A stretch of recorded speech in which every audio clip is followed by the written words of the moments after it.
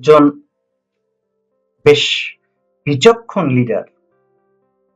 বিচক্ষণ আমি এজন্য বলছি, বাশার সাহেব অপারেশন যেমন দেখেন তেমনি মার্কেটিংও দেখেন।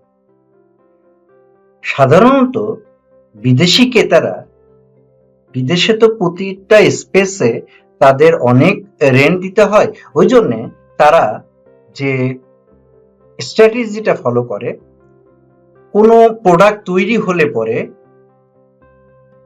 ক্রেতার কাছে মানে বাংলাদেশে যতখানি সম্ভব রেখে আস্তে আস্তে সেটা রাইট টাইমে নেওয়া, যাতে জাস্ট ইন টাইমে তারা, জাপানি টেকনিক জাস্ট ইন টাইমে, এটা নিয়ে পরে ভিডিও হবে। তো জাস্ট ইন টাইমে তারা জাস্ট নিতে চায়। এদিকে কি হয়,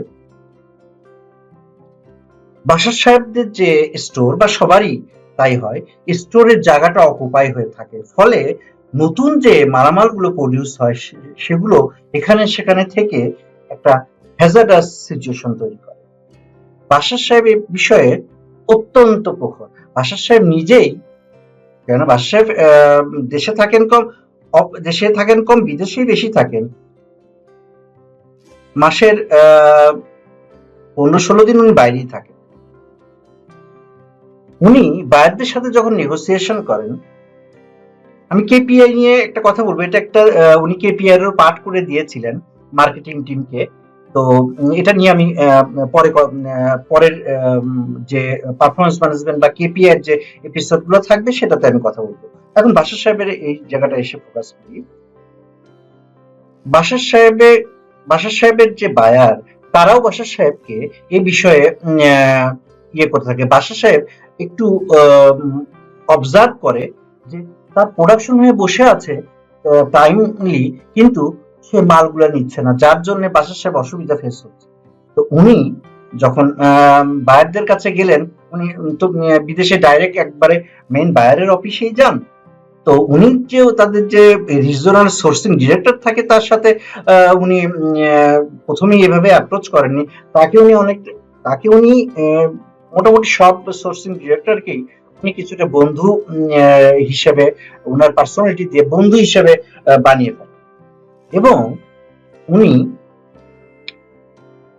তাদের সাথে এই ডিলের মাধ্যমে এটি এনশিওর করে আসেন ওখান থেকে যে তারা রাইট টাইমেই জিনিসটা নিয়ে নেবে, যাতে বাশার সাহেবের এই জায়গায়, কেননা এখানেও ফ্যাক্টরি কম হোক বেশি হোক, বিদেশে যেমন যে জায়গাটা অকুপাই করে থাকবে তার যেমন রেন্ট আছে, এখানেও তেমন রেন্ট আছে। বাশার সাহেব তাদের সাথে সেভাবে বলে, আমার ওখানে যেহেতু এটা আমার এই স্পেস রেন্টটা, এটা আমার কস্টিং এ প্রভাব ফেলে, তুমি যদি রাইট টাইমে না নাও তাহলে আমার এই জায়গায় কস্টটা বেড়ে যাবে।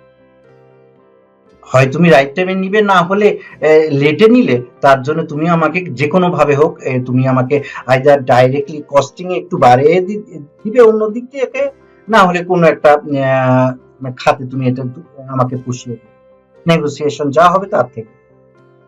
কিন্তু তারা তো ওই পয়সা দেবেন না, ওই জন্য তারা জাস্ট ইন টাইমটা, স্পেশালি বাশার সাহেবের ক্ষেত্রে ইনস্ট্রাকশন দেওয়া থাকে যাতে তারটা রাইট টাইমে যায়। চমৎকার না? তার কি এটা, সে লিডার, সে সবার কেপিআই ইয়ে করে, কিন্তু উনি ফিরে এসে টোটাল গল্পটা মার্কেটিং যে হেড আছে তাকে আর বলে না, কিন্তু সাপ্লাই চেন, স্টোর এবং মার্কেটিং, তাদের কেপিআই এ উনি এই জিনিসটি ইনক্লুড করে দেন যে কতদিন ওভার স্টে করলো এটা নেগেটিভ হবে।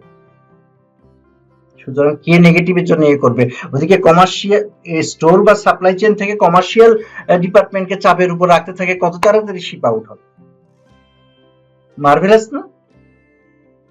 নিজের স্পেসেরও তো পয়সা আছে, কারণ ফ্যাক্টরি গুলো তো সাধারণত হাতে গোনা কিছু ছাড়া ম্যাক্সিমাম ফ্যাক্টরি তো লোনের টাকার উপর হয়, একটা ব্রেক ইভেন পয়েন্ট আছে, তারপরে ফ্যাক্টরিটা দাঁড়িয়ে যায়। সেই পয়েন্ট অফ সেন্সে বাশার সাহেব স্ট্র্যাটেজিটা দারুণ ভাবে প্রতিষ্ঠানকে সাহায্য করে লিন থাকতে। বাশার সাহেবের এরকম আরো অনেক ছোট ছোট কার্যকলাপ আছে, স্ট্র্যাটেজি আছে, যেগুলো নিয়ে আমি সামনে ভিডিও গুলোতে চোখ রাখবে, আমি এই জিনিসগুলো ব্যাখ্যা করব, যাতে তোমরাও এ থেকে একটিও যদি স্ট্র্যাটেজিটা, এক একজন এক এক স্ট্র্যাটেজিটা যদি ফলো করতে পারো, তাহলে অনেক রেজাল্ট আসবে। ধন্যবাদ সাথে থাকার জন্য। সামনের দিনে চোখ রাখবে।